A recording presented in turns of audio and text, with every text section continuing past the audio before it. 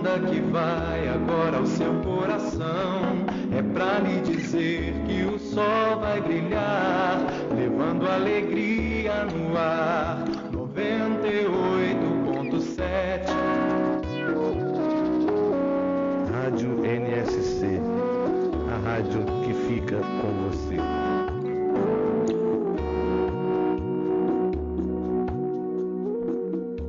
Iniciando mais um programa Viva a Voz Saúde, pela Rádio Nossa Senhora de Copacabana, aqui no Rio de Janeiro, pertinho da praia de Copacabana.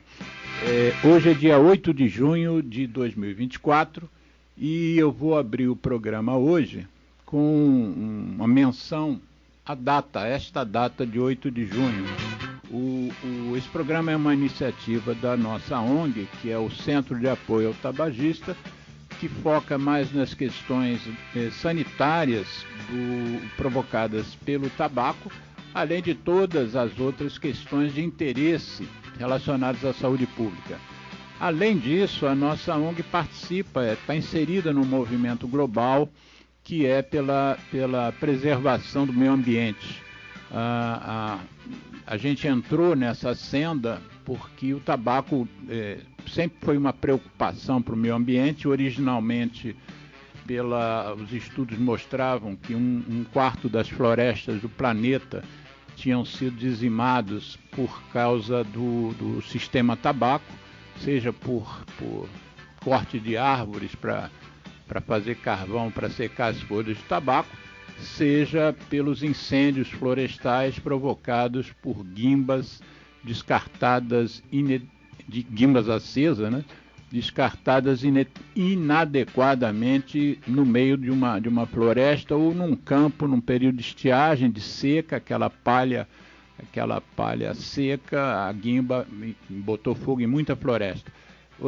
Posteriormente, há mais ou menos uns 10, 15 anos, a preocupação com as guimbas, além da questão dos incêndios, é a questão do plástico, porque boa parte das guimbas são construídas com milhares de fibras de acetato de celulose, que traduzindo é plástico. Mas então o plástico passou a ter um peso muito grande como fator de preocupação da nossa sociedade, tanto da ONU quanto da OMS. E parte dos problemas do plástico vão desaguar, sem querer fazer um trocadilho, mas vão desaguar nos oceanos. E eu vou fazer aqui uma leitura muito rápida, que uma carta escrita ontem pelo secretário-geral da ONU, né, da Organização das Nações Unidas, escritas no dia 7 de junho, ontem, porque hoje é o Dia Mundial dos Oceanos. Então, a mensagem do Antônio Guterres, eu vou ler aqui para vocês, é uma mensagem, não é curtinha, mas eu gostaria de marcar essa data com esse texto, né, com essa mensagem, que é uma mensagem global, né? O título da carta, eu vou ler aqui para vocês, Oceanos sustentam e melhoram toda a vida na Terra. Mas os nossos oceanos estão em apuros e somos nós os culpados. A mudança climática provoca a subida dos mares e ameaça a própria existência de pequenos estados insulares em desenvolvimento e de populações costeiras. As temperaturas recordes do mar provocam eventos climáticos extremos que afetam todas as pessoas. A acidificação dos oceanos destrói os recifes de coral, quebrando um elo vital nas cadeias alimentares e ameaçando o turismo e as economias locais. E o desenvolvimento costeiro insustentável, a pesca excessiva, a mineração em águas profundas, a poluição descontrolada e os resíduos plásticos causam estragos nos ecossistemas marinhos em todo o mundo. No entanto, há vislumbres de esperança.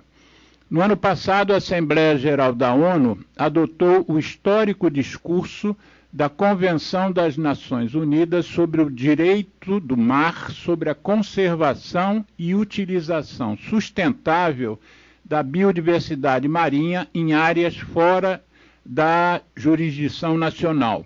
Esse novo tratado é o mais importante sobre a governança dos oceanos em décadas. O processo em curso para desenvolver um tratado juridicamente vinculativo para acabar com a poluição dos plásticos proporciona outra oportunidade para avançar no nosso objetivo comum de proteger os nossos oceanos. O recente parecer do Tribunal Internacional do Direito do Mar é outro avanço, apelando às nações para que tomem medidas para reduzir, controlar e prevenir a poluição marinha causada pelas emissões de gases com efeito de estufa. A Conferência do Futuro deste ano e a Conferência da ONU sobre os Oceanos do próximo ano, que vai ser na França, constituem oportunidades adicionais para nos comprometermos com ações que possam restaurar e proteger os nossos preciosos ecossistemas marinhos e costeiros. E o último parágrafo é hora de governos, empresas, investidores, cientistas e comunidades se unirem em defesa dos nossos oceanos. Então, essa é a mensagem do Antônio Guterres, secretário-geral da ONU, que deu destaque, deu relevância a essa data que anualmente a gente manifesta a nossa preocupação. Há informes de que, se nós não mudarmos as nossas atitudes, em 2050 vai ter mais plástico do que peixe nos oceanos do planeta.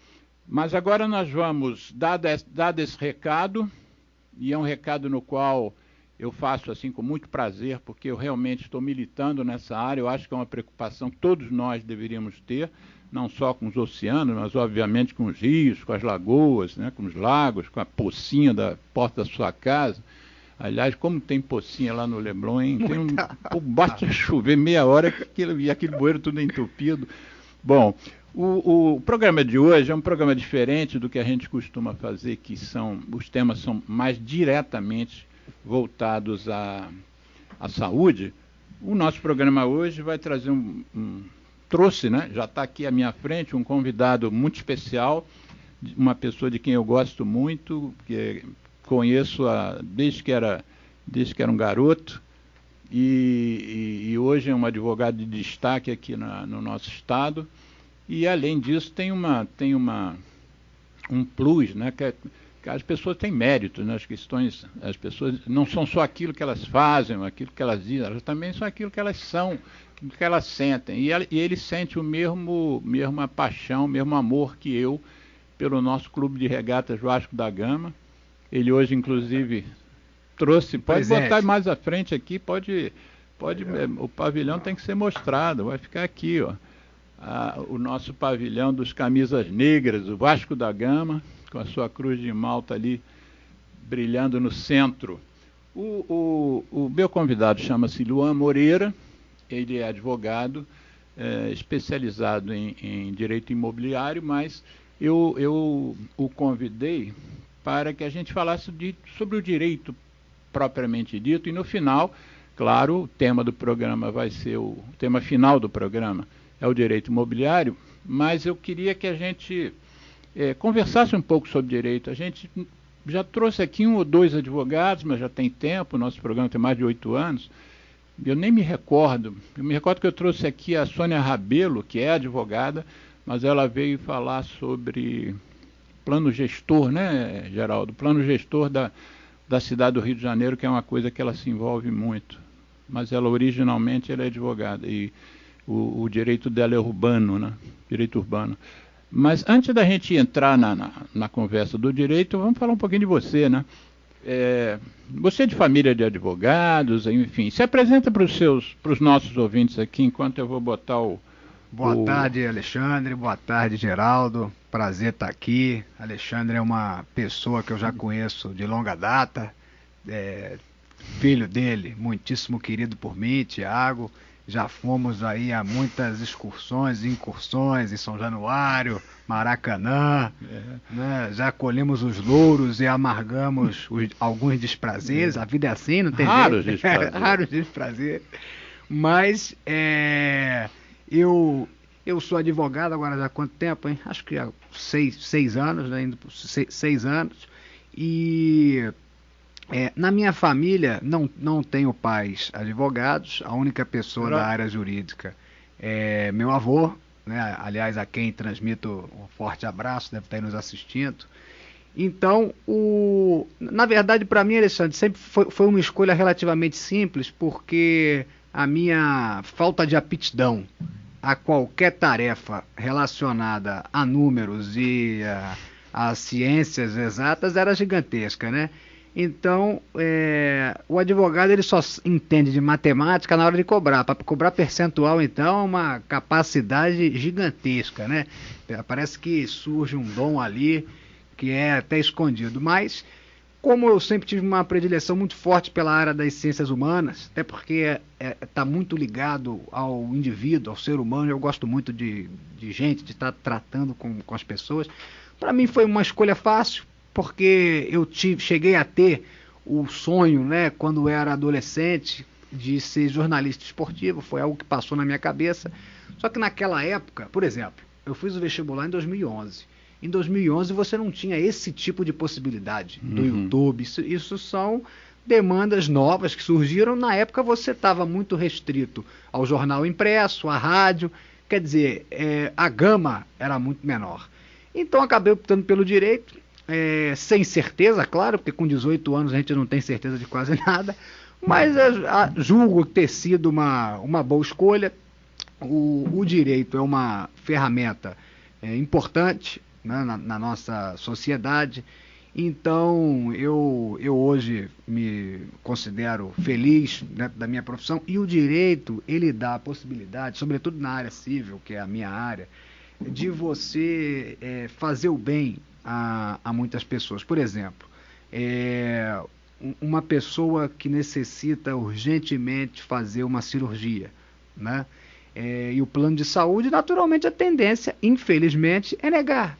E aí a pessoa tem que, às pressas, buscar o judiciário para obter uma medida liminar, conseguir fazer a cirurgia. Qual é o valor que isso tem na vida de uma pessoa? Ou então, vamos imaginar um pai, uma mãe, que por uma impossibilidade gerada pelo outro cônjuge, não está conseguindo ver o filho, não consegue ter convivência com a criança. Quer dizer, tudo isso você acaba transformando positivamente a vida das pessoas. É claro que o advogado não tem como garantir ao cliente o êxito, né? Você não tem como saber se vai ganhar, se vai perder, mas quando você é capaz de agregar qualquer valor que seja a vida de alguém, isso aí é muito gratificante, né?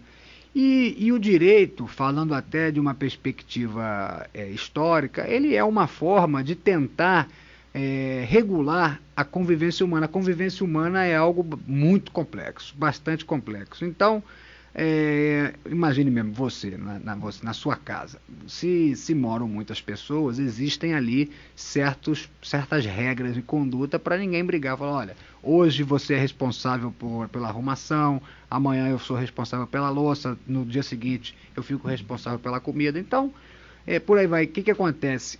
O direito nasceu muito dos costumes, porque, tendo em vista a inexistência de códigos escritos, existia, claro, sempre o direito recebeu muita influência da igreja. Então você tinha os escritos religiosos, que, claro, eram uma diretriz de conduta. Mas antes do direito influenciado pela indústria, o que havia antes, quando não havia o direito? Na verdade, então, isso até é interessante. Eu entendo que o direito existia. O direito não estava codificado.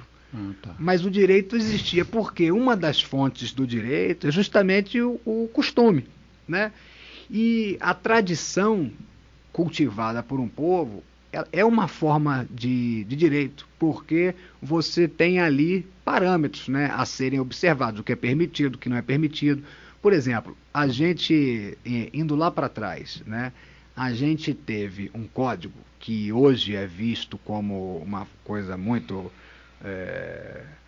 violenta, agressiva, né? Que foi o Código de Hammurabi, por exemplo. Ele era seguir aquela máxima do olho por olho, dente por dente. Você olha isso hoje e você acha que é algo primitivo.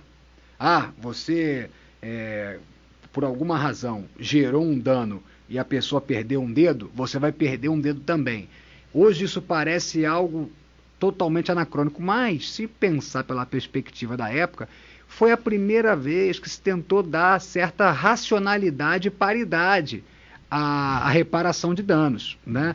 Então, a gente especificamente aqui no Brasil, né, o estudo do direito como ciência, ele começou no início do século XIX, mais precisamente em 1827. Eu tive a oportunidade de estar, ano passado, na primeira faculdade de Direito do Brasil, que foi em Olinda. Hoje é uma catedral lindíssima, estive lá ano passado, mas foi ali surgiu o mais direito. Mais ou menos nesse final. 1827, logo depois do período de independência do Brasil, e ali começaram as primeiras faculdades de Direito, depois também teve em São Paulo, e o direito brasileiro ele teve muita influência do direito francês, que a gente teve um código na França de 1804, Código Civil, Código Napoleônico, que ele está em vigor até hoje. É claro que foram feitas algumas alterações nele, mas está em vigor até hoje.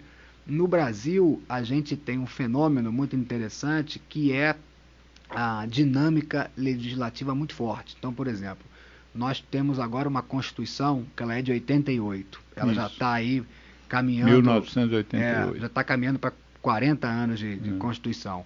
Mas as anteriores, elas duravam pouco tempo. No último século, por exemplo, foram 4, 5 Constituições. Século XX. Exatamente, no século XX. Então, a gente tem uma alteração de texto muito forte. Agora está sendo proposto, está sendo discutido, né? Vai ser discutido no Congresso, o projeto de uns chamam de ampla reforma, outros chamam de novo Código Civil. De todo modo, independentemente do nome que se queira dar, vai ser uma mudança substancial na legislação civil. Com a participação do Congresso?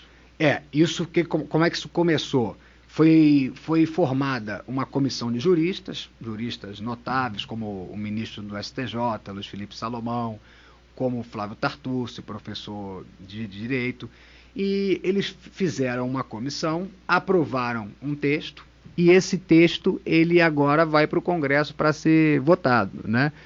Tem algumas alterações que eu acredito que não vão vingar, até porque nós temos uma bancada um tanto conservadora, mas, por exemplo, uma das previsões curiosas que tem nesse projeto é que o cônjuge ele não é mais herdeiro necessário, porque existem países em que a pessoa tem a ampla liberdade de escolher para onde vai o patrimônio dela. Então, olha, eu, por exemplo, se eu sou casado, tenho 4 filhos e tenho uma esposa, eu quero deixar tudo para um primo.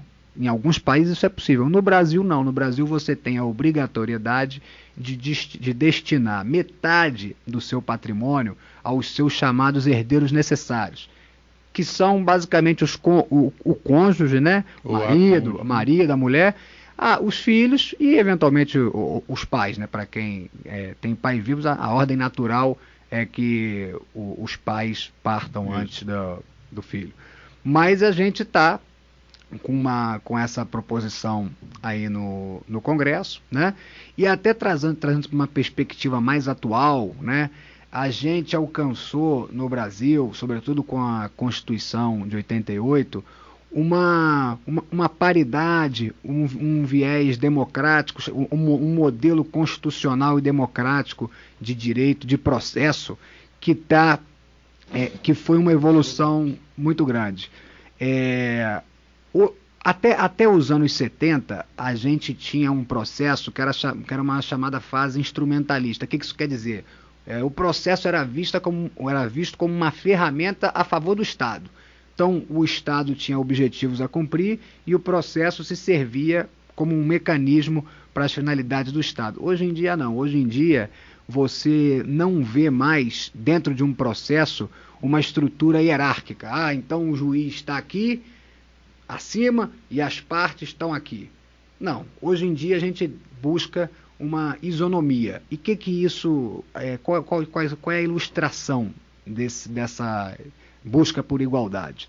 A gente tem a efetivação do que se chama de contraditório. O que é o contraditório, né? Muita gente fala, tem que se respeitar o contraditório e a ampla defesa. O contraditório é a possibilidade de você participar do processo e não só isso, de você poder influir, você ter influência no resultado daquele processo. Quer dizer, não basta... Você que você diz é o réu... Os dois. Os dois. Tanto o autor como o réu, ele tem que participar do processo e não basta ele ter ciência do que acontece no processo. Ele tem que ter a possibilidade de influir no resultado que vai se chegar.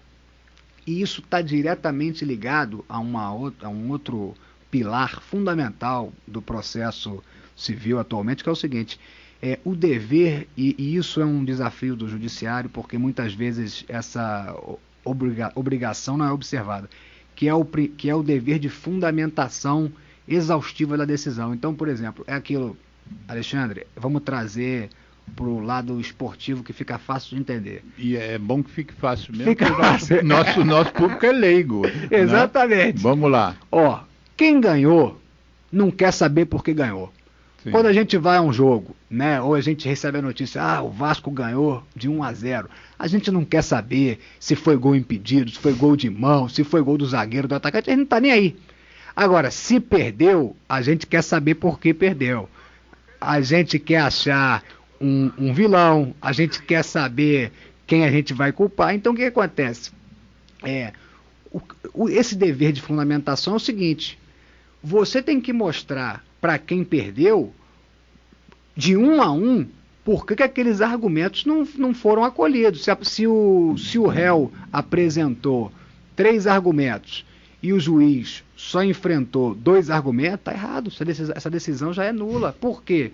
Tudo que ele botou ali como sendo capaz de gerar uma vitória para ele tem que ser enfrentado. Vamos supor, eu sou autor de um processo, você é o réu. Eu estou te cobrando 100 mil reais. Você, na minha concepção, você está me devendo 100 mil reais. Aí você, em defesa, chega e alega 3 argumentos. Primeiro você fala, eu já paguei. Isso aí, não tem nada que ver isso aí que eu já paguei. Segundo, se você está me cobrando 100 mil, na verdade você não deveria me cobrar nada, porque no ano anterior eu te emprestei 200. Então, na verdade, você que está me devendo dinheiro, não sou eu. Esse é um segundo argumento. E como terceiro argumento, você fala o seguinte: olha, ainda que exista essa dívida, está prescrito, porque já passou muito tempo, acabou. O juiz, ele tem que analisar, para ele julgar contrariamente a você, ele precisa analisar tudo isso que você falou. Não basta ele enfrentar um argumento que você trouxe.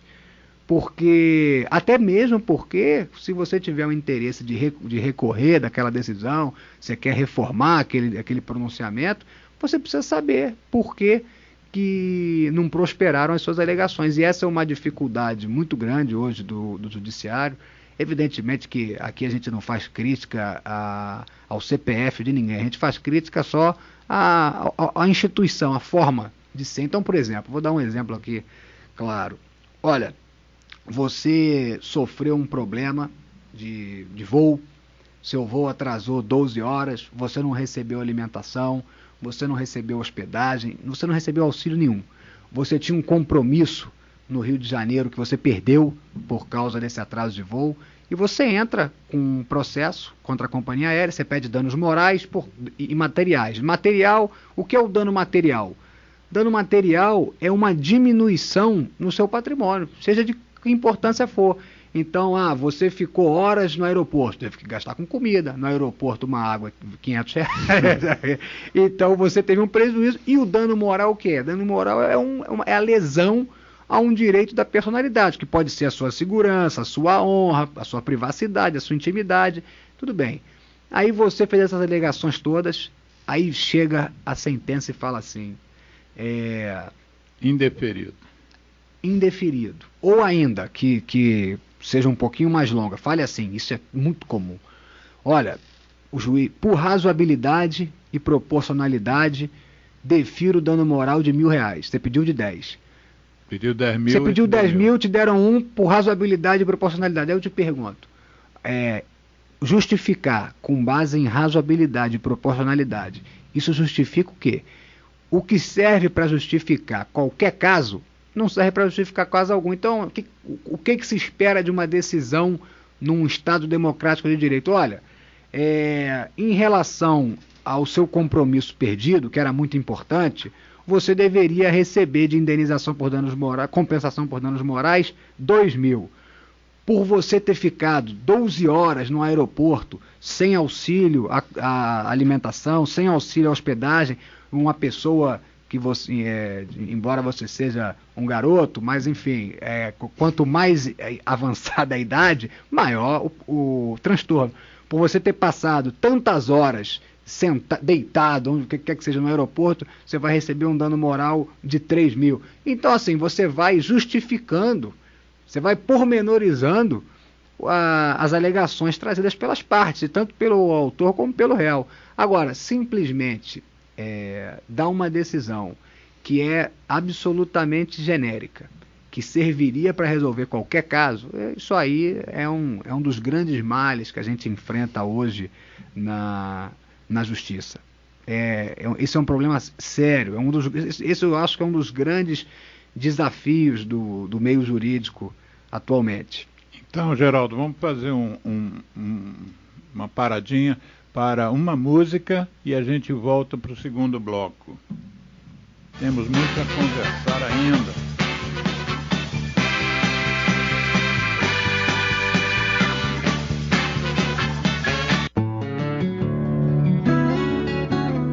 ZY1 201, Associação Comunitária Nossa Senhora de Copacabana, 98,7 FM, a onda que chega ao seu coração.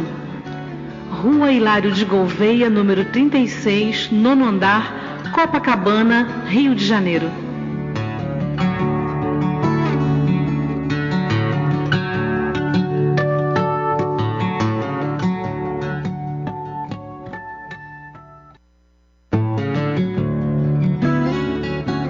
ZY1 201, Associação Comunitária Nossa Senhora de Copacabana. Eu me chamo Tony Garrido, junto de Vange Souza, a gente convida a dizer não ao cigarro, não ao tabaco.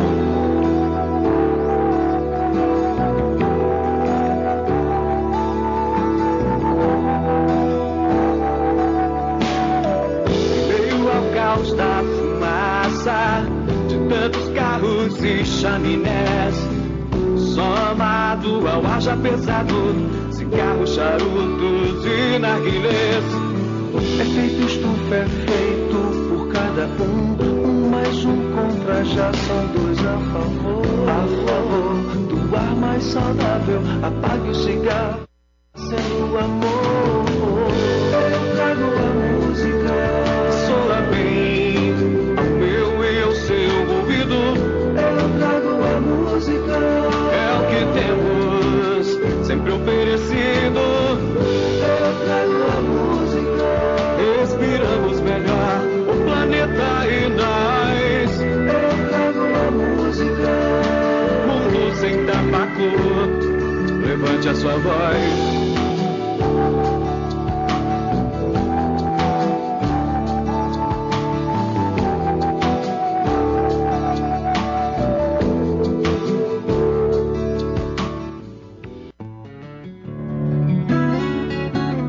ZY1 201, Associação Comunitária Nossa Senhora de Copacabana, 98,7 FM, a onda que chega ao seu coração. Rua Hilário de Gouveia, número 36, 9º andar, Copacabana, Rio de Janeiro. Então, estamos iniciando o segundo bloco do programa Viva a Voz Saúde, desse sábado, dia 8 de junho de 2024, entre parênteses, Dia Mundial dos Oceanos. E nós estamos conversando aqui com o nosso querido advogado Luan Moreira, que está nos dando aqui, abordando alguns aspectos do direito, que é obviamente uma coisa muito vasta, como os ouvintes podem imaginar, né? E eu queria fazer uma pergunta a ele, porque antes do programa, assim, durante a semana a gente bateu uns papinhos pelo WhatsApp e tal, e uma das coisas que ele mencionou e que eu achei, eu como sou médico, isso que ele mencionou ocorre também na minha profissão e na evolução da ciência médica. Uma das coisas que ele diz, que eu achei interessante, é que há uma transformação do direito para se adaptar às transformações da nossa sociedade, né? Então, eventualmente possa haver cláusulas que sejam pétreas, mas o direito precisa se renovar. E como eu pus assim, eu queria ouvir histórias desse nosso convidado, histórias do direito. Mas vamos começar por essa história que você mencionou da transformação da sociedade e a necessidade do direito se transformar. Dá exemplos de que transformações são essas. Olha, vou trazer aqui um exemplo que é de fácil compreensão para todo mundo. A Constituição de 88, ela consagrou a igualdade de gêneros. Pela primeira vez foi consagrada a igualdade de gêneros. É o artigo 5º, muito famoso. Só que, como nós tínhamos em vigor, como nós temos em vigor o nosso Código Civil, ele é de 2002. Só que a elaboração dele é do século passado, anos 70, quer dizer, o código foi pensado na vigência da Constituição anterior e ele é um código que muitos dizem que já nasceu antigo, né? Justamente porque a elaboração é fruto do século passado. Então, a gente tinha, e esse problema foi resolvido em 2011, a Constituição que consagrava a igualdade de gêneros, mas o nosso Código Civil, ele dizia que, expressamente, o casamento entre o homem e a mulher, e aí discorria tudo sobre. Bem, esse problema chegou no Supremo Tribunal Federal em 2011, porque muitos casais homoafetivos tentavam regularizar o seu matrimônio e encontravam esse obstáculo, seja nos cartórios, seja no judiciário. E aí, o que o Supremo Tribunal Federal decidiu em 2011? Né? Que a Constituição, que possui a Constituição é mais forte do que o Código Civil, do que o Código Penal, do que o Código Tributário. Então, como a Constituição deveria prevalecer em relação ao Código Civil, e como a Constituição previa expressamente a igualdade de gêneros, não haveria por que fazer essa discriminação, proibindo pessoas do mesmo sexo em se casarem, né? Então, a partir de 2011, foi um julgamento do Supremo Tribunal Federal, passou a ser possível a união estável entre dois homens, o casamento entre duas mulheres, isso passou a existir. Então, o que aconteceu ali? Foi o ordenamento jurídico se adaptando a uma nova realidade. E é importante a gente ter uma ideia que é a seguinte, é impossível, pela complexidade da vida social, que a lei preveja tudo o que vai acontecer, e regulamente tudo que vai acontecer na sociedade. Então, ao longo dos anos. Exatamente. Muitas vezes cabe ao judiciário ocupar uma lacuna que é deixada pelo legislativo. E quando a gente tem uma necessidade de se interpretar a Constituição Federal, a gente chega até o Supremo Tribunal Federal. Quando a gente tem uma divergência sobre as leis ordinárias, o Código Civil, o Código Penal, a gente chega ao Superior Tribunal de Justiça, ao STJ.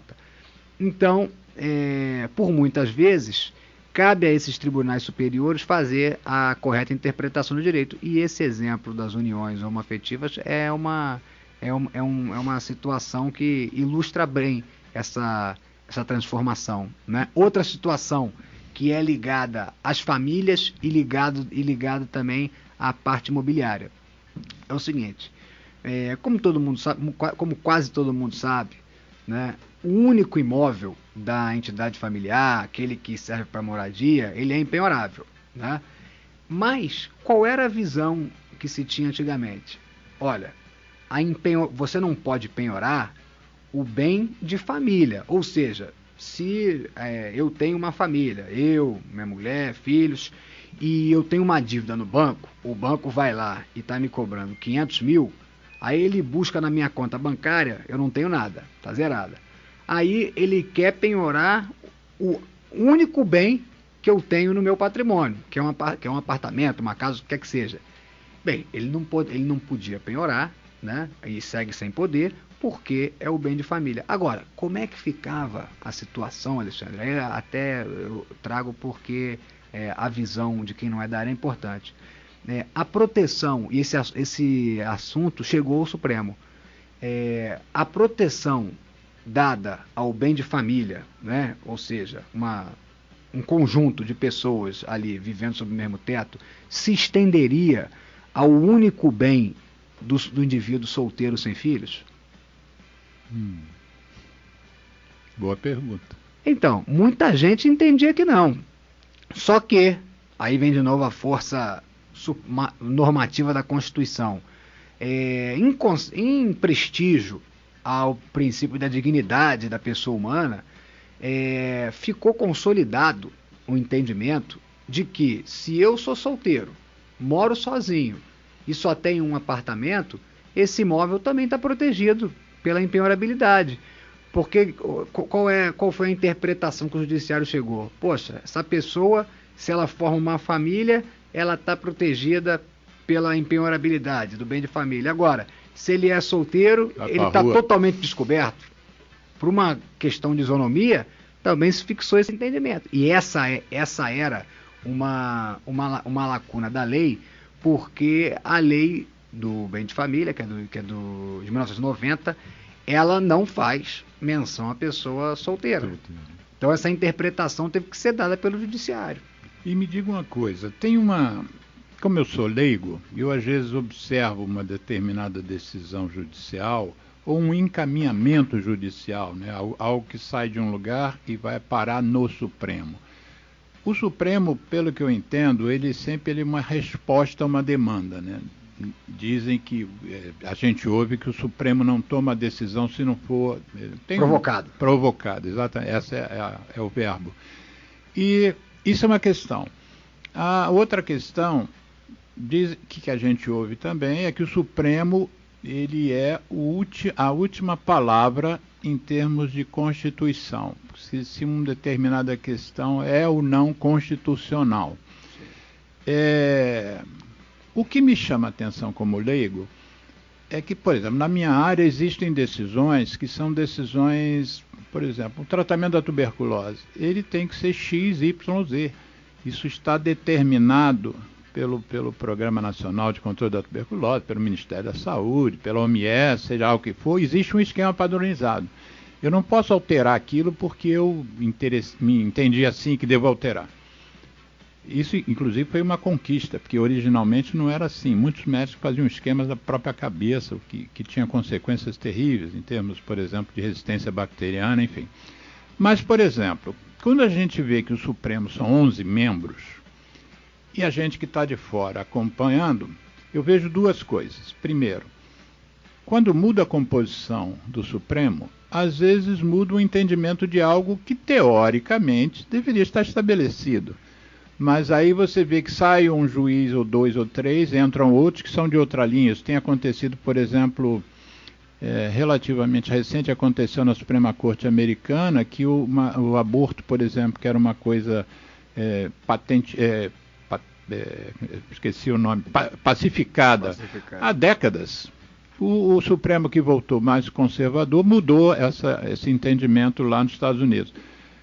Então, até que ponto, assim, uma decisão do Supremo Tribunal Federal, ele também está suscetível a uma interpretação da Constituição? Quer dizer, não necessariamente existe uma coisa que não dá para reinterpretar. Isso, a mim, particularmente, me gera uma insegurança, porque às vezes eu vejo, fulano, o ministro tal vai se aposentar e vai entrar sei lá, não me lembro quando falava em terrivelmente evangélico, essa palavra me soava esquisito, né? Como se, mas a justiça depende de qual é a opção religiosa da pessoa. Como é que funciona isso? Aquela história da venda. Aliás, me descreve aquela estátua que tem na frente do STF.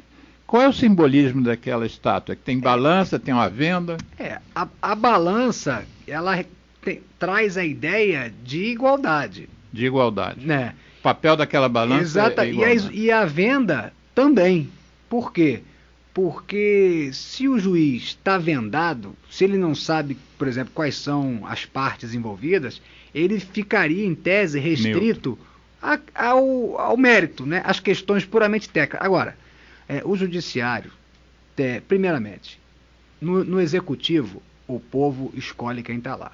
Sim. No legislativo, o povo escolhe quem está lá. O judiciário é o único poder cujo ingresso não depende da vontade popular. Aí nós já temos um problema. Para o sujeito virar juiz, ele tem que fazer um concurso público, né? Então, isso traz uma certa meritocracia, né, no ingresso. Agora, o Supremo Federal em si, ele tem um problema que muitos entendem dessa forma: não existe concurso para o Supremo. E também não existe o que acontece na iniciativa privada, que é um plano de carreira. Ou seja, o sujeito começou como juiz em Angra dos Reis. Depois ele veio para ser juiz na capital do Rio. Depois ele vai ser desembargador no Tribunal de Justiça do Rio de Janeiro. Depois ele vai para o STJ. No fim da carreira, ele está no Supremo, né? O que acontece? O Supremo não é assim. No Supremo, você tem a indicação do presidente da República e essa aprovação depois é referendada pelo Congresso Nacional, mas é uma questão pro forma, né? E o que a gente não pode perder de vista jamais é questões políticas interferem nas decisões do judiciário sempre, né, gente? Quase sempre. Não é desse grupo de não é desse grupo sempre, porque isso é inafastável. E outra questão é a seguinte: os juízes, eles são seres humanos. Então, por exemplo, vamos imaginar uma situação trivial. Um sujeito está sendo acusado porque ele fazia tráfico de animais, trancava passarinho. Aí, tudo bem, o juiz leva o processo para casa para analisar. Aí, chegando em casa, ele conversa com a esposa, e a esposa é uma defensora ferrenha dos animais. Não, tem que sentar a mão, porque isso é um absurdo, é pior do que se fosse com gente. Cara, aquele fator subjetivo, pessoal, vai interferir na decisão. Embora, claro, os argumentos técnicos vão estar presentes ali, mas o juiz, ele é um ser humano. Então, é claro que o Supremo Tribunal Federal, embora seja o órgão máximo da justiça, ele sempre vai estar influenciado pelas convicções pessoais, políticas dos seus membros. Isso é muito complicado. E até trazendo, Alexandre, um ponto que isso estava até em debate no judiciário e até no nosso novo Código Civil, que é o seguinte: e aqui vem um link entre a medicina e o direito. É um ponto muito sensível, há correntes distintas, que é o seguinte: quando a pessoa chega num nível em que o tratamento é bastante invasivo, o sofrimento é muito grande, ela não quer mais se submeter àquele tipo de dor, né? Ela poderia ou não poderia ter uma eutanásia, uma ortoeutanásia? Isso é uma questão muito complicada no judiciário, e gostaria até de saber na medicina se há uma corrente predominante, porque evidentemente o que acontece quando certas questões surgem no legislativo, no judiciário. É muito natural que se ouça a opinião de pessoas do ramo, né?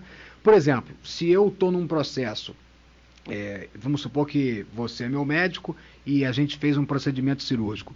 Então, eu acho que aconteceu alguma coisa errada na cirurgia, vou te processar, por exemplo.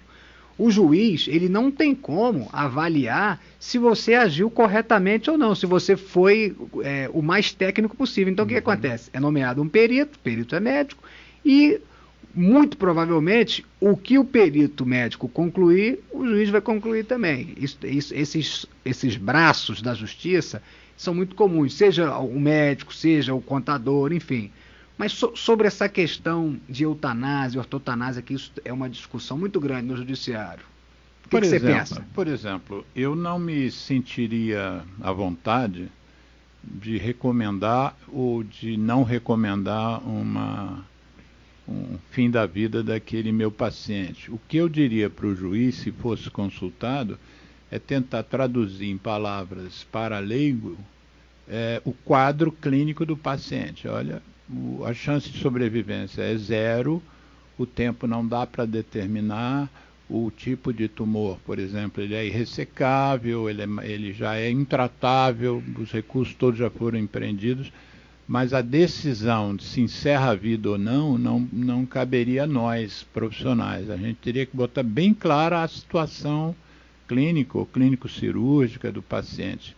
E isso é uma coisa curiosa, porque e quando o paciente, por exemplo, está sob um quadro comatoso que ele não acorda mais, né? Que ele não tem como falar, né? Isso é uma outra questão, não é a vontade do paciente estar mais lá. Ele não tem mais o discernimento para tomar decisão. Então essa decisão ficaria a cargo mais difícil da família mais nuclear. Né? Exato. Eu como médico tenho um limite, né? Eu não posso nem obrigar, nem fazer sem ninguém saber, que seria uma atitude, né, leviana, ou então ficar estimulando. A gente tem que botar claro os pontos na mesa, né? Botar os pratos na mesa e dizer, é isso que nós temos no cardápio. O direito, ele busca formas de proteger a pessoa que está acometida por uma doença muito, muito grave, que já não tem mais a capacidade de expor sua vontade. Por exemplo, nós temos o Instituto da Curatela, né? Então, a preferência para ser o curador daquele enfermo é do cônjuge, depois dos filhos. Então, por exemplo, uma pessoa que sofra de um mal de Alzheimer muito avançado, um dos filhos ou o próprio cônjuge pode ir ao judiciário, né, e pedir que seja fixada a curatela, e aquela pessoa ela não pode mais tomar nenhum ato sozinha. Ela não pode contrair um empréstimo. Sobre eutanásia. Exatamente. Sobre autonomia. Autonomia da vontade, né? Que a autonomia da vontade é a regra, né? Mas, excepcionalmente, até para proteger aquela pessoa que está com uma doença muito grave, existem esses institutos. Assim como o menor de 16 anos, ele que é tido pela lei como absolutamente incapaz, ele não pode fazer doação, se ele não tiver assistido ali, né, representado, melhor dizendo, pelos seus pais. Mas é claro que o judiciário ele enfrenta diversos problemas, né? A vida é muito mutável, mas até hoje esse modelo atual, a tripartição de poderes, o legislativo, o judiciário e o executivo, muito se fala no ativismo do judiciário, né? Que o judiciário se mete muito na interpretação da lei.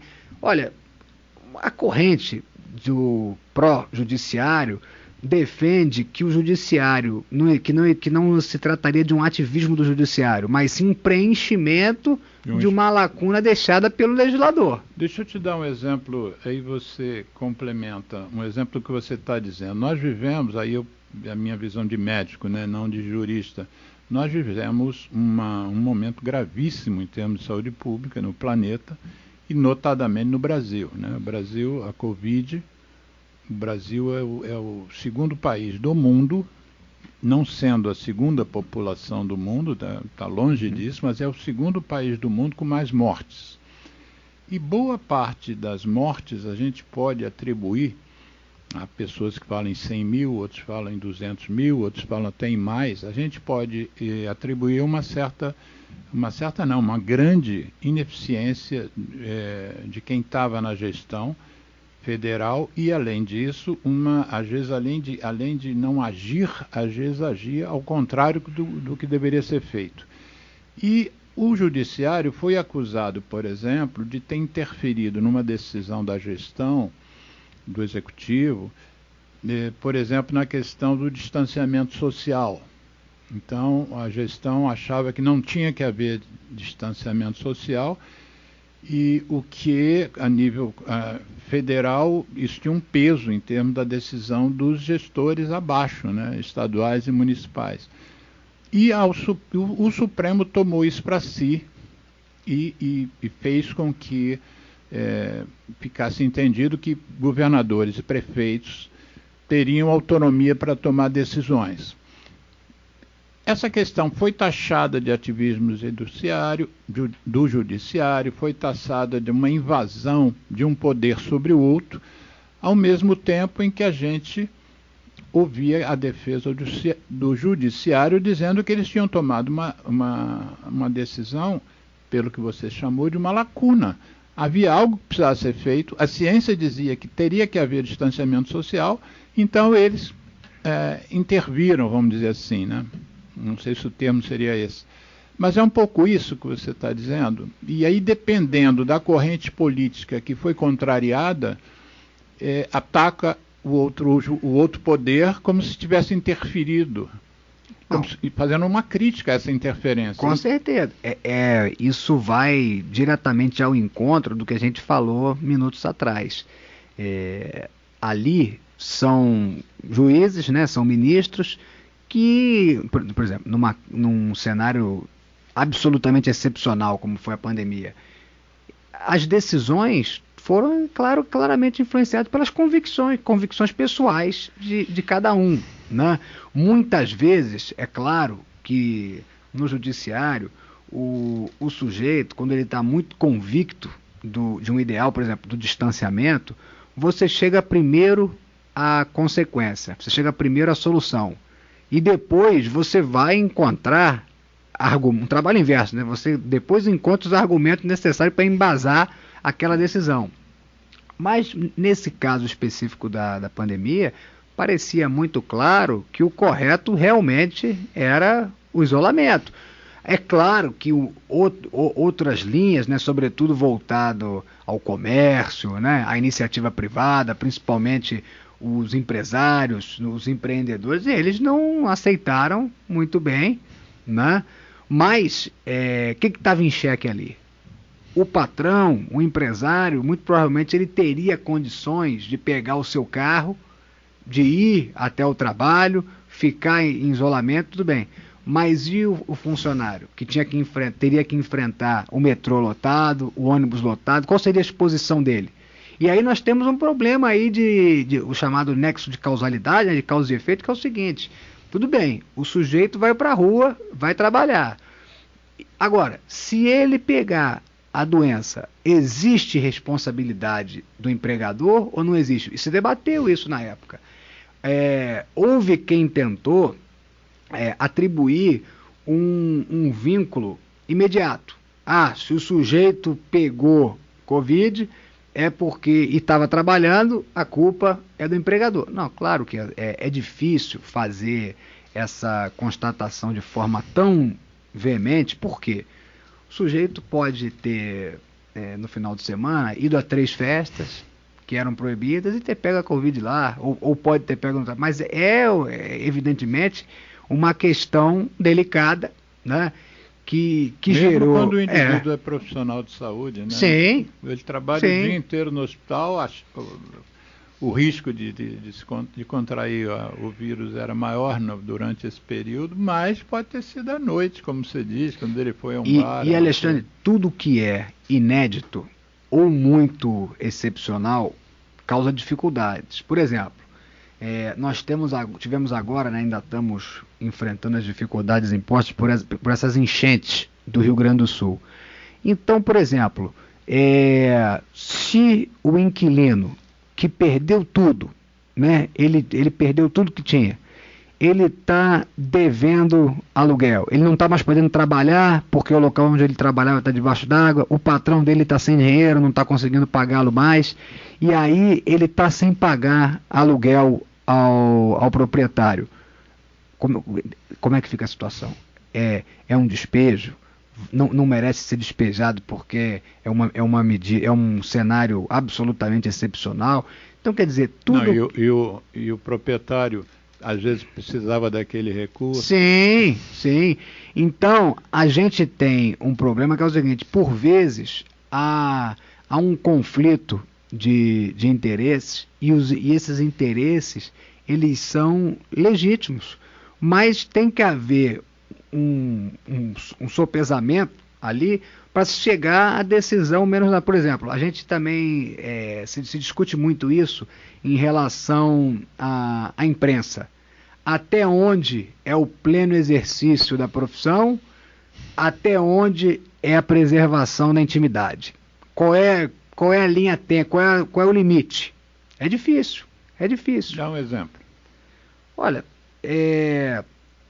a gente tem até trazendo para o meio esportivo. Quando o jornalista cobre um clube, uma seleção, e ele está trazendo dados sobre o desempenho esportivo do atleta, ou sobre dados clínicos, lesão, isso é dentro de uma normalidade. Agora, ele ir atrás do jogador no período de folga do atleta, filmar o jogador numa festa, numa boate, onde quer que seja, divulgar, e aí depois do jogo, eventualmente o atleta não tem um rendimento esperado, e ele atrelar aquele mau desempenho à saída.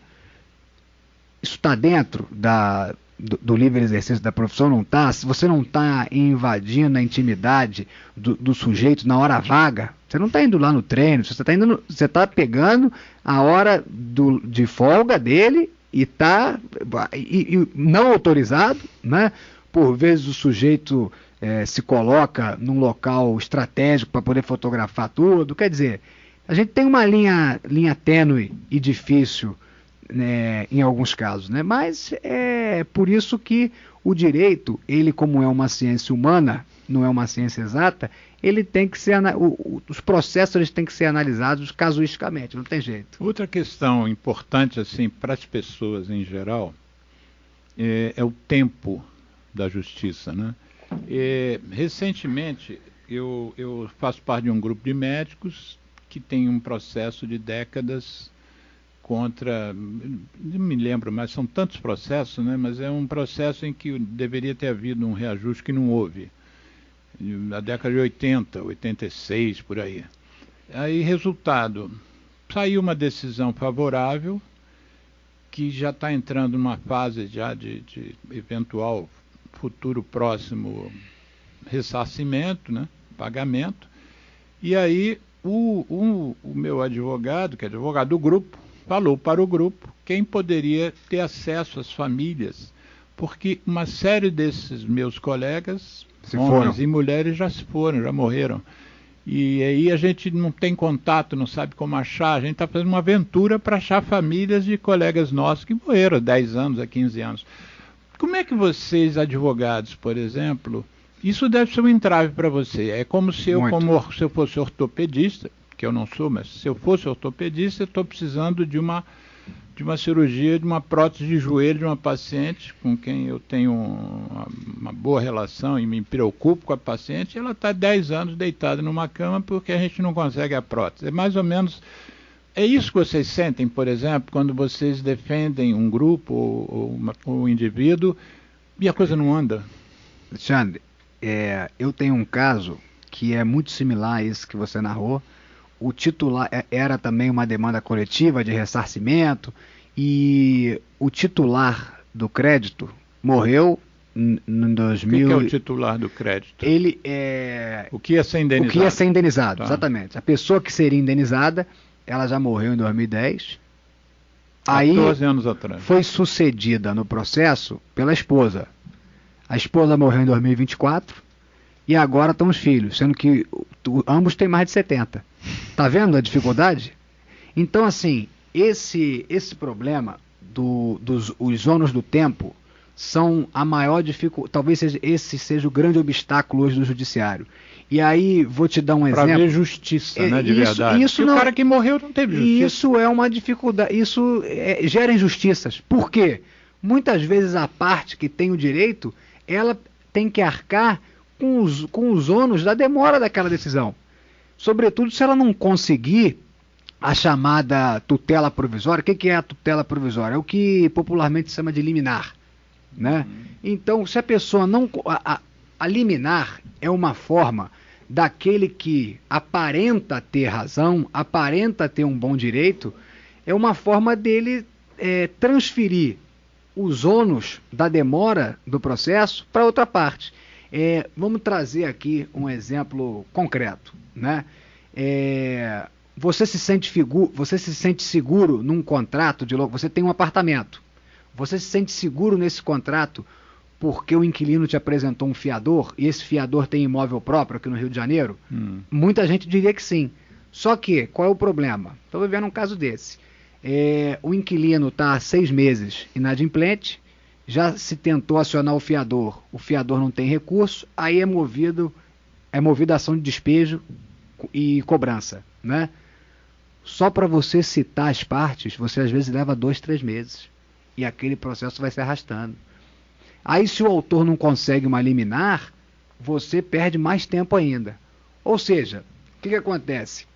Você tem um contrato de locação garantido por um fiador, o fiador tem imóvel próprio, só que a efetividade é tão baixa que você acaba ficando totalmente vulnerável. E como é que se resolve isso? É contratando mais gente?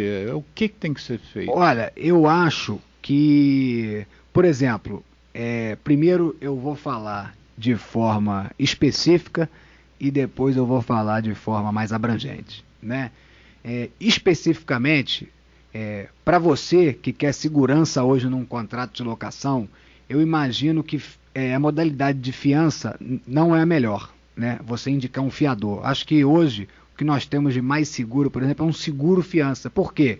O proprietário exige que o inquilino contrate aquela seguradora e se o inquilino não pagar, a seguradora garante o pagamento. Nós temos um cenário. Agora, de forma mais abrangente, né? O que eu acho que pode salvar um pouco essa demora do judiciário? Você fugir dele. O que é isso? Desjudicialização. Eu essa semana li uma notícia que um projeto de lei que está sendo discutido no Congresso Nacional, ele é chamado de despejo extrajudicial. Como é que funcionaria isso? Hoje, você move uma ação de despejo contra o inquilino, e o inquilino ele vai ser intimado, e ele tem 2 opções quando ele é intimado. Ou ele paga tudo que está em aberto, e a locação vai seguir normalmente, ou ele vai apresentar os argumentos de defesa dele na contestação. Isso demora, muito tempo. Qual é a ideia? Que isso seja feito no cartório. Então, o proprietário constata que o inquilino está devendo. Ele chega no cartório, e aí o cartório... Esse é o projeto, nada aprovado ainda. O cartório notifica o inquilino. O inquilino tem 15 dias para pagar. Se ele não pagar, está fora. É uma forma de se agilizar esse trâmite. Mas... E no caso dos meus colegas que já morreram e não receberam o devido, como fazer um processo não durar 30 anos, 25 anos?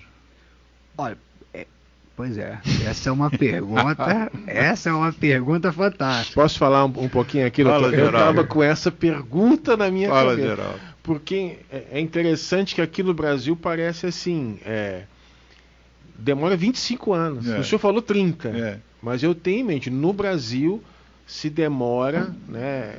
Eu acho que isso chega no Supremo, né? Porque o Supremo é a última instância, né? Demora 25 anos. Mas qual é a pergunta? Então, a questão era que tinha aquela coisa, eu não sei se uma coisa tem a ver com a outra, né? Que era a prisão de segunda instância ou de quarta instância, como é, né? Eu não sei se tem a ver com isso que eu estou falando. Não sei. Talvez não. Olha, tem ligação pelo seguinte, né? esse debate, né, embora eu não seja da área criminal, mas o debate é o seguinte: a pessoa só pode ser presa depois de esgotadas todas as instâncias, ou seja, ela só pode ser presa depois de não caber recurso nenhum. Acabaram todos os recursos, pode ser presa. Ou ela pode ser presa depois da decisão proferida no segundo grau, ou seja, no tribunal. Né? Esse foi um debate forte que se teve no âmbito penal, chegou ao Supremo, mas trazendo para... O que está valendo hoje? Hoje está valendo, salvo engano, o trânsito em julgado. Acho que é o trânsito em julgado, mas é o que eu falei, mas acho que é isso. Não é da minha área, mas o paralelo do Geraldo é o seguinte: que eu acho, pelo menos na área civil, na área empresarial, quando você tem uma relação jurídica, ela deve ser amarrada da forma mais minuciosa possível.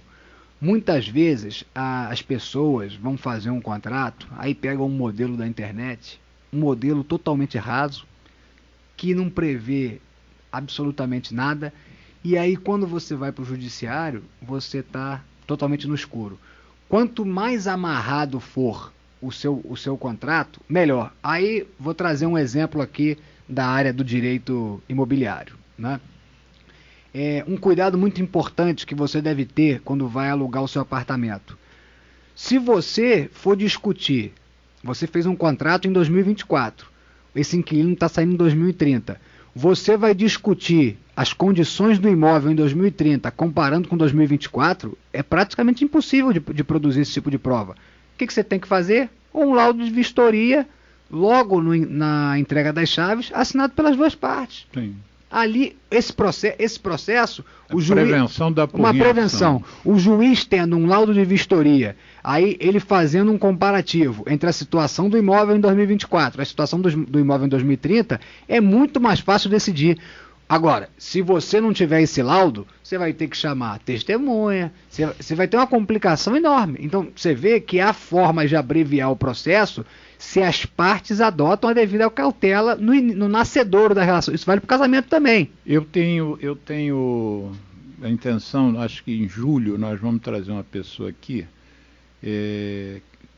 Ana Maria Esteves. Ela está se dedicando a um tipo de ação que eu queria até que você me ajudasse. A palavra moderação não é a palavra. Qual é a palavra que se usa quando você conversa para não ir para a justiça? Qual é o nome que você dá que está me fugindo? Exatamente. Isso é muito incentivado pelo novo Código de Processo. Como é que é o nome disso? Mediação. Mediação, exatamente. Mediação. Nós vamos fazer um programa sobre mediação. Qual é a sua opinião sobre essa mediação? Depois o programa é ela que vai fazer, mas rapidamente. Alexandre, eu acho que no plano teórico é perfeito. Não tenho o que falar. Mas acho que é fundamental as partes tentarem... Isso pode enxugar também o judiciário, os processos. Dúvida, sem dúvida. Eu, por exemplo, antes de entrar com qualquer demanda, sempre envio uma notificação extrajudicial para outra parte, ou para advogado da outra parte, para tentar uma solução. Agora, o que eu, infelizmente, reparo sobre a mediação no Rio de Janeiro, e que é um tanto quanto recente? É muito legal do ponto de vista teórico. Agora, na prática, é difícil é difícil. Mas é uma ideia que eu acho que deve ser desenvolvida, deve ser aprimorada.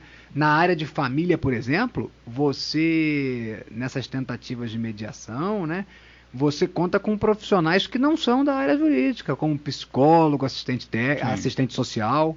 Então, eu acho que todas as formas de buscar desobstruir o judiciário, enxugar o judiciário, são válidas. E sem dúvida a mediação é uma delas. Então depois eu vou te dar o link do programa, quero que você assista e participe também. Manda lá umas perguntas para Ana Maria Esteves.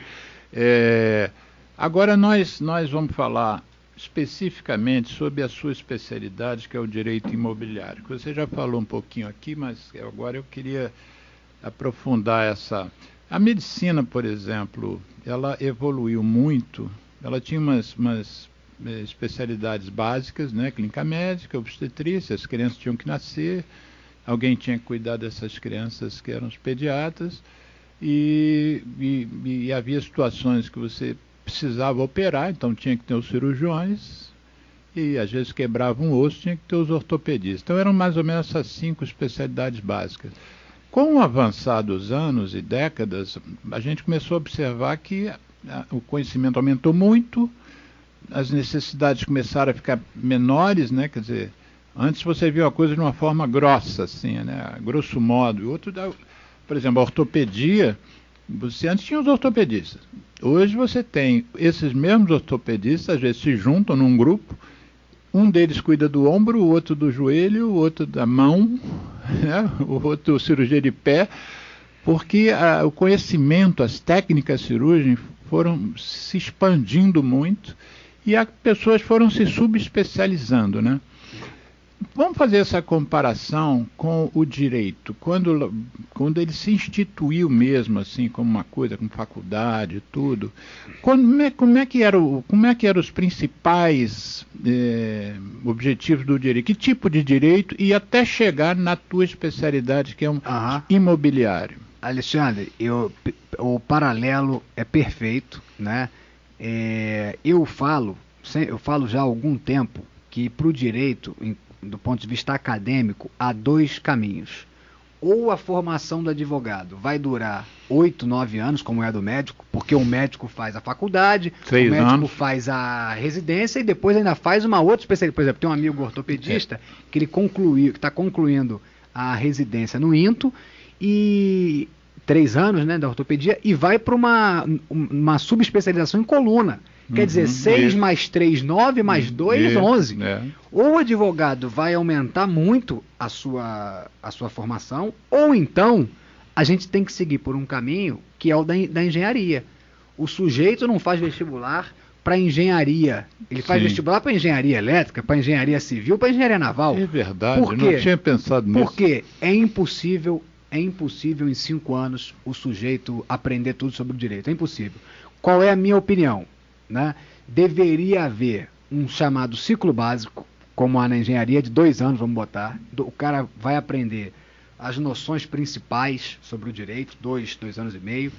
E na segunda metade da faculdade, aí ele vai aprender tudo que é necessário para a área dele. Como é que historicamente aconteceu? Nós tínhamos, e hoje ainda existe, né, o chamado advogado generalista. O que é o advogado generalista? Você bateu na minha porta. Luan, tô com um problema trabalhista aí contra não sei quem. Você faz? Me dá que é meu. Porra, aconteceu um problema aí com a Light. Você faz? É meu. Porra, tô me divorciando da minha mulher. Conhece alguém? Sou eu mesmo que faço. Porra, atropelei um cara, vou ser preso. Sou eu também. O cara abraça tudo. Vem, ele tá pegando. Agora, até mesmo para a construção da autoridade, do profissional, cada vez mais se exige a especialização. Como é que era antigamente a especialização? Né? Esse é do direito público, esse é do direito privado. Então, o direito público, o cara vai pegar direito constitucional, direito administrativo, direito tributário, vamos lá. Esse é do direito privado.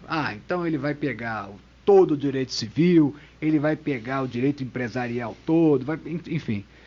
Hoje, você tem, é muito comum o sujeito, ele é especializado em direito penal, em crimes econômicos.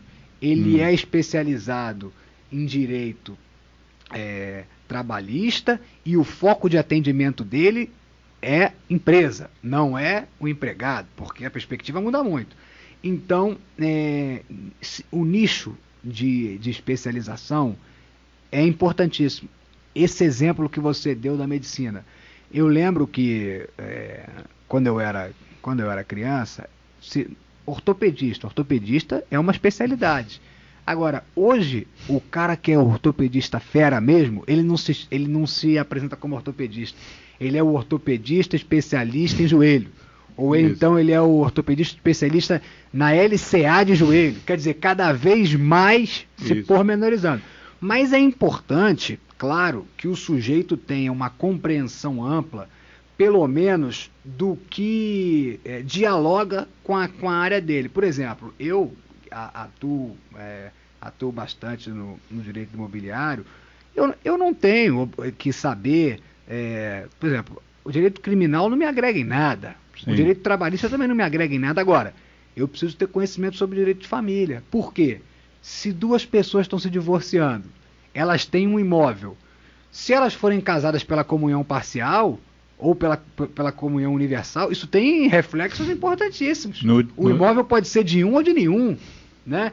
Eu vou te trazer um exemplo aqui da parte imobiliária dialogando com a área de família, né? Isso é um exemplo muito, muito interessante. Vamos imaginar que Pedro e Bia sejam casados pela comunhão parcial. A Bia herdou uma cobertura fantástica em Ipanema, na Vieira Soto. Como ela recebeu de herança, o bem é particular, perfeito. Só que essa cobertura não viu uma obra há 50 anos. Então eles foram lá e gastaram R$1 milhão em reforma, chamada benfeitoria, né? Se eles se divorciarem, no momento da partilha, embora seja um bem particular, a Bia tem que dar metade do valor investido ao Pedro. Comunhão parcial funciona assim. Embora o bem seja particular, as reformas se comunicam. Vou voltar um instantinho para o especialista, para as especialidades no direito. E eu estava... me contaram uma piada recente de um prédio comercial. Na sala 703 tinha um sujeito que começou a sentir uma dor. Não sei se você conhece essa piada. Sentiu uma dor no testículo muito forte, muito forte, é uma coisa que ele nunca tinha sentido, aquilo ficou agudo, e ele sabia que tinha um urologista na sala, sei lá, 603, e ele desceu correndo e tocou a campainha, e não tinha bem clareza, ele achava que ali era o consultório do urologista, ele tocou a campainha, o sujeito abriu a porta e falou: meu amigo, eu estou com uma dor aqui imensa no meu testículo esquerdo. Aí a pessoa que abriu: meu amigo, eu sou especialista no direito. Aí ele falou: vai ser especialista assim na casa do cacete. Agora, por outro lado também eu penso o seguinte, se eu estou com um problema de joelho, eu não vou procurar meu clínico geral. Sim. Eu vou procurar meu ortopedista. Então eu acho que a especialização ela é boa para quem está sendo atendido, porque o prestador de serviço ele tem um conhecimento mais aprofundado sobre aquele tema, e eu acho que também é boa para o prestador, porque ele tem uma bagagem maior, uma confiança, um conhecimento.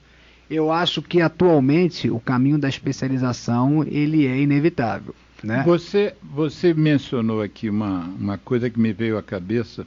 Você falou assim, aquele generalista, né? Pô, acabei de atropelar uma pessoa, e você fala: vem comigo, vem para mim que eu assumo.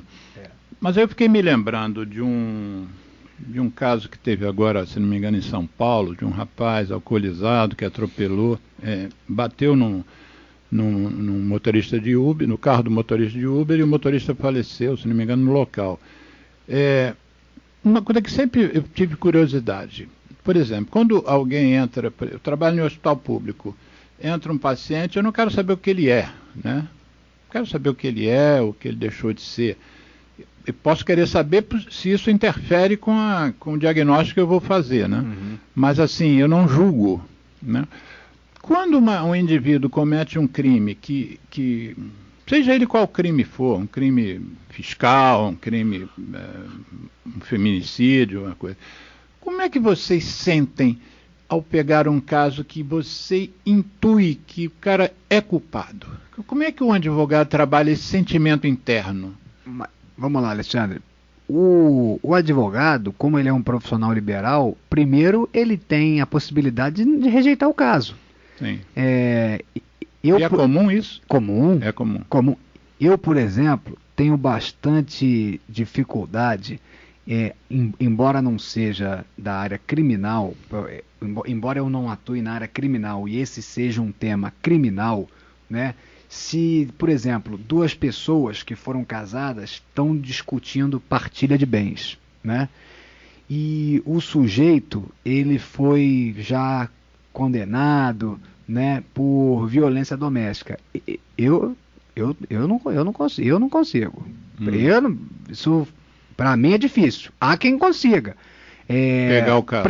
Para quem consegue, primeira coisa que eu digo é parabéns, porque o cara tem uma capacidade de fazer a divisão entre o que é profissional e o que é pessoal. Então, primeira coisa, o advogado que não se sente à vontade com aquele caso, ele não pega. O sujeito pode chegar para mim, numa consulta, me narrar a história toda. Obviamente, estou sendo remunerado pelaquela consulta, eu vou dar o meu parecer para ele. Agora, eu posso chegar e falar, sem dizer o motivo, olha, infelizmente, seu caso eu não posso pegar. Razão de foro íntimo qualquer. Né? Agora, se o advogado resolve pegar o caso, aí ele precisa ter um discernimento que é muito claro, que é o seguinte: o advogado, ele não faz justiça. Quem faz justiça é o juiz. O advogado, ele defende o interesse do seu cliente. E é assim que tem que ser. Sim. Assim que tem que ser. Então, o advogado, ele topa pegar casos em que sabe que o sujeito está errado, que sabe que o sujeito está querendo prejudicar, ele tem uma visão muito objetiva e racional sobre aquilo. Ele está me pagando, eu estou prestando um serviço que é absolutamente ilícito, eu não estou fazendo mal a ninguém, e uma coisa que é muito importante para todo advogado, e até mesmo para as partes saberem, né? O litígio é entre as partes. O litígio não é entre os advogados. Eu uma vez, Alexandre, isso foi até recentemente, era um problema de condomínio, vou até trazer uns casos de condomínio daqui a pouco. Era eu estava representando pessoas já mais idosas que estavam reclamando de problema de barulho excessivo. Aí a advogada do condomínio veio até mim, gritando, berrando, isso na reunião. E aí, não, porque o direito constitucional é o lazer e não sei o quê, mas com um grau de beligerância comigo, eu nunca tinha visto aquela moça. Aí eu virei. Ela sabia que você era advogado? Sabia, mas eu estava ali como representante. Eu virei. Você era o representante de uma. Dos reclamantes, dos idosos reclamantes do barulho. Aí ela veio tão armada para cima de mim que eu virei para ela e falei, olha, doutora, sem nome, né? Doutora, eu só queria te dizer que o litígio, o problema é entre as partes, a briga não é entre nós dois. Porque às vezes o advogado, ele veste tanto a camisa do cliente que ele acha que está em guerra com outra parte. E é importante o advogado saber o seguinte: você hoje pode estar num processo que você tem toda a razão, né? Como você tem toda a razão, você tem os melhores argumentos, você tem as melhores provas, você vai com tudo para cima do teu adversário. Só que amanhã você vai estar num caso em que o direito forte é da outra parte, aí você não vai poder agir da mesma forma. Então, precisa haver um respeito muito grande entre os colegas, não só por ser uma previsão do Código de Ética da OAB, porque precisa ter respeito. Quando um advogado começa a atacar a figura do outro advogado e extrapola os limites da causa, isso aí, o cara tem que ir para a corregedoria, o cara tem que ser processado, porque não é esse. Você é de família de advogados? Não. Não? Não. Na minha família só quem é advogado é meu avô.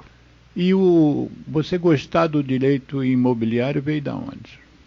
Bem, na verdade, Alexandre, eu escolhi a área civil justamente por ser aquela em que você está em contato com pessoas, né? Na área tributária, por exemplo, é mais uma questão numérica, muito fria, e no direito civil você está lidando com seres humanos. É claro que a gente tem uma área forte no escritório de atendimento a empresas, né?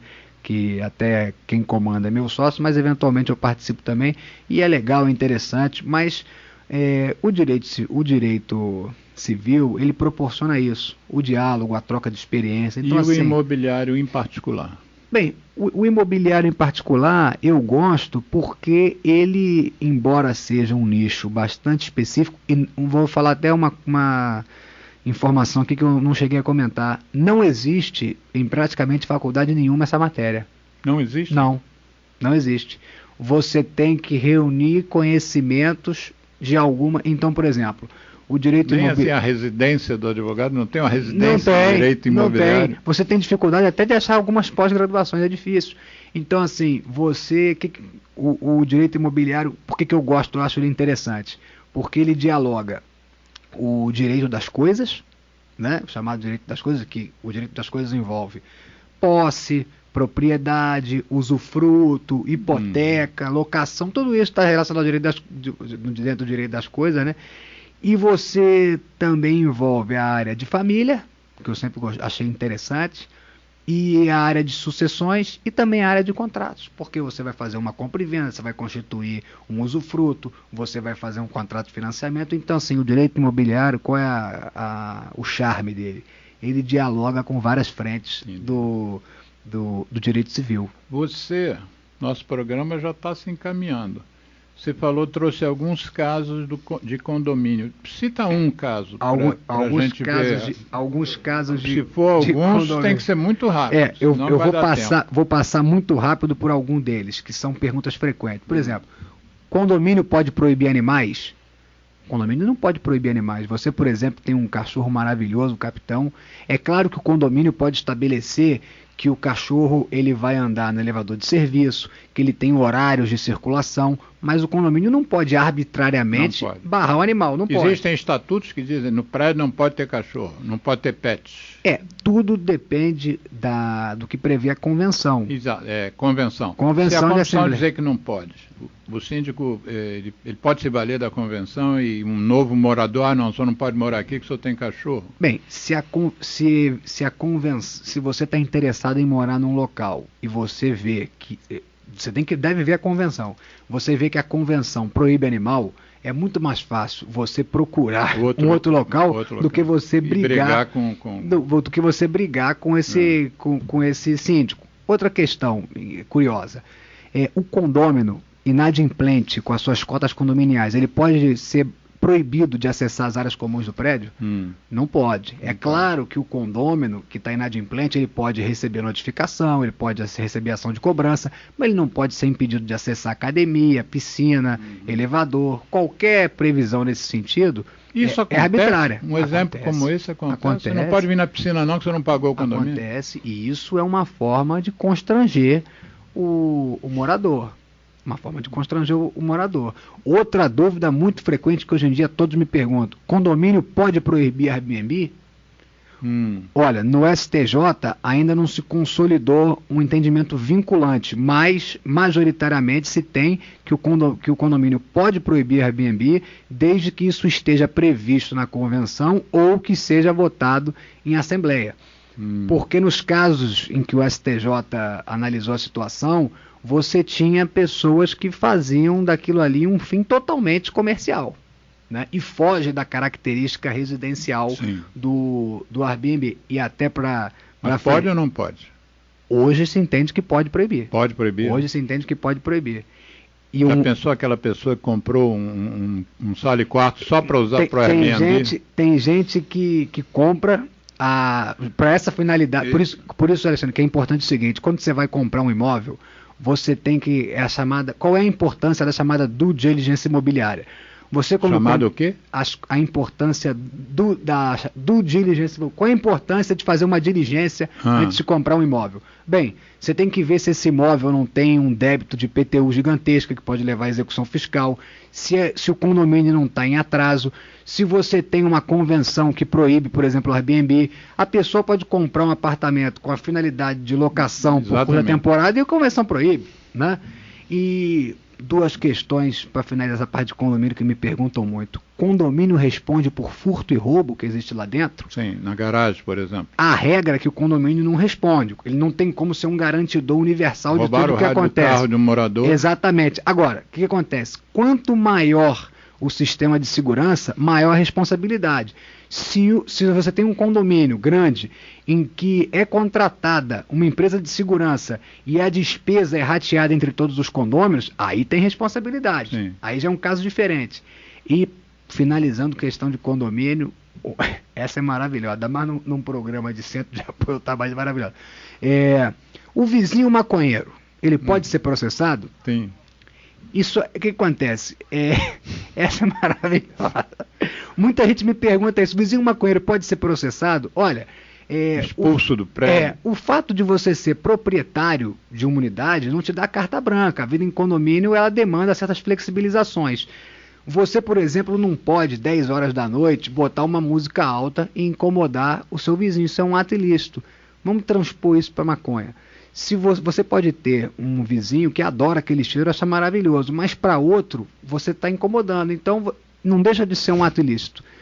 Então o sujeito tem que fazer cessar aquele ato ilícito. Não importa se o cara vai trancar a casa inteira, vai fazer uma sauna, vai ter um cômodo na casa dele só para ele fumar maconha dele, não interessa, mas ele não pode invadir o espaço alheio e causar perturbação ao sossego. Isso não pode. É aquela velha máxima, sabe? A minha liberdade termina onde a sua começa. Sim. É muito isso. Nós ainda temos tempo, mas eu queria aproveitar que ainda temos tempo e depois a gente volta com mais um ou dois casos seus, mas rapidamente, que você diria para alguém que quisesse entrar em contato com você? Que tipo de contato você daria? Para alguém que estiver ouvindo ou vai ouvir, essa nossa entrevista vai ficar editada e vai ficar para sempre no YouTube. Que contatos você disponibilizaria para a gente? Porque depois eu vou editar o programa e vou botar lá. Não sei se telefone, e-mail, zap. Eu tenho o canal de atendimento, a gente tem no Instagram. Qual é o nome do escritório mesmo? É Ney Fonseca Advogados. Ney Fonseca Advogados. Aqui. Isso é uma... Nosso convidado é Luan Moreira. Mas o nome da banca é Ney Fonseca Advogados. Na verdade, isso é uma homenagem, né, ao meu avô, porque o escritório leva o nome dele, exatamente, e sempre vai levar, enquanto eu estiver vivo, vai levar, e porque meu avô está vivo, está com 90 anos. Está vivo ainda? Está com 90 anos. Doutor Ney Fonseca, um grande abraço. Está com 90 anos. Gosto muito do seu neto, hein? E meu avô, além de tudo, é um grande vascaíno. Opa! Exatamente. Você vê, eu tenho um pai flamenguista, mas fui salvo da doença, graças a ele. Geraldo, eu levei muito o Luan Moreira para o jogo, que o pai dele era flamenguista. Muito. E o seu irmão vascaíno? Meu irmão também vascaíno. Todos os que vieram depois de mim eu salvei. Eu salvei todos. Então nós temos o contato pelo Instagram, o @LuanMoreiraFC, e o canal ali é interessante. Não, vamos falar devagarzinho. Depois eu vou botar na edição, mas alguém pode estar querendo anotar agora. O Instagram, @LuanMoreira, tudo junto, FC, tudo junto. E ali é interessante que são disponibilizados... F de farinha, C de casa. São disponibilizados conteúdos jurídicos. A gente sempre tenta fazer uma abordagem mais simplificada, porque eu acho que esse é um dos grandes problemas. Né? São pílulas. E outra, né? Hoje em dia ninguém tem paciência para ver vídeo muito grande. Isso. Então a gente busca... Só os nossos ouvintes. Só os nossos ouvintes que são fiéis. Mas o Geraldo, ele é um grande estimulador, que a gente passe o máximo possível para... cortes e botar no Instagram. Isso aí. Então já deu um Instagram. Que outro contato você daria? Bem, eu tenho também um número tem o meu número pessoal para quem quiser fazer contato. Você que sabe o que você quer. Até porque disponibilizar. Eu vou confessar que o meu número, deixa eu pegar aqui, porque esse número que está no encarte. Você está vendo? Ele sabe melhor do que eu. Você é empresário do aqui o número do escritório, ó. 99 é o 21, né? Porque é Rio de Janeiro. 21 99 634 4930. Repete, devagarzinho. Fala de novo. 21 99 634 4930. E nós temos o nosso site também, que é o neyfonseca.adv.br. ADV de advogado. ADV de advogado. E vocês fazem atendimento, por exemplo, às vezes tem uma pessoa que está no Amazonas, quer conversar com você. Vocês fazem atendimento assim, que a gente chama de telemedicina, teleadvocacia? Hoje em dia, no mínimo 80% dos nossos atendimentos são virtuais. Isso? A primeira consulta. É mesmo? Eu percebo... Não é na época da pandemia, continua? Não, eu percebo o seguinte, Alexandre, as pessoas mais idosas, elas gostam muito desse contato direto. Presencial. Agora, as pessoas mais jovens, até pela facilidade de não precisar do deslocamento, preferem sempre esse contato virtual. E a gente dá as duas opções. Pode ir presencialmente no escritório, ficar lá perto do metrô da Carioca, ou fazer a reunião por vídeo. Por vezes a pessoa prefere fazer reunião por vídeo porque eu vou sair da minha hora de almoço ali, vai o tempo que eu tenho. Então, exato, tá com o celular na mão. Então última pergunta, não vai dar para questão de condomínio mais não. Última pergunta, sempre tive essa curiosidade. Da onde surgiu o honorário de 20% da causa? Isso veio do quê? Esse cálculo veio do quê e quando? Você lembra disso ou não? Isso foi uma construção cultural. Na verdade, o advogado ele tem várias formas de cobrar. Né? Na área trabalhista, ficou muito comum o cara pegar a demanda e cobrar no êxito. Eu vou ganhar 30% do que você receber. Mas tem várias modalidades de cobrança. Por exemplo, o sujeito pode cobrar um valor de entrada mais o valor de êxito. O sujeito pode cobrar um valor de entrada, um valor quando for fazer a apelação, um valor quando for fazer o recurso para o STJ, pode também uma forma de cobrar, por etapas, né? E o outro no desfecho final. E também existe a modalidade de cobrança, que é o chamado contrato de partido. Como é que é isso? Você presta uma consultoria fixa para uma empresa, a empresa pode te acionar sempre, e eles te pagam um valor mensal. Sim. E por sem você ser contratado formalmente pela empresa. Tem uma nova agora, nova entre aspas, né, que está sendo usada já há algum tempo, que é o chamado time sheet, contratação por hora. Ou seja, você tem um contrato comigo, você pode me ligar quando você quiser no mês. A cada demanda nossa, eu anoto ali. Aí no dia 31 do mês, eu te mando um relatório. Alexandre, nesse mês agora de maio, você me demandou por 6 horas. Aí se a minha hora vale 100... Mas esse demandou que você quer dizer, uma reunião? Ou você ligação. Ficou trabalhando sozinho? Isso vale se eu tiver no telefone com você, se eu estiver fazendo uma reunião com um cliente seu, um adversário seu, isso vale se eu estou fazendo uma petição para entrar com o seu processo, vale para tudo. Então, muito obrigado. Geraldo Rodrigues é implacável. Ele tem uma máquina ali que corda. Quanto tempo de vídeo? Tempo de vídeo, nós temos 5 segundos. No total. Deve ter dado 1h40. É bastante tempo, passa rápido. Passa rápido. Muito obrigado, Luan Moreira, por você ter vindo aqui. Geraldo, abração. Gente, direito vai ser especialista sim.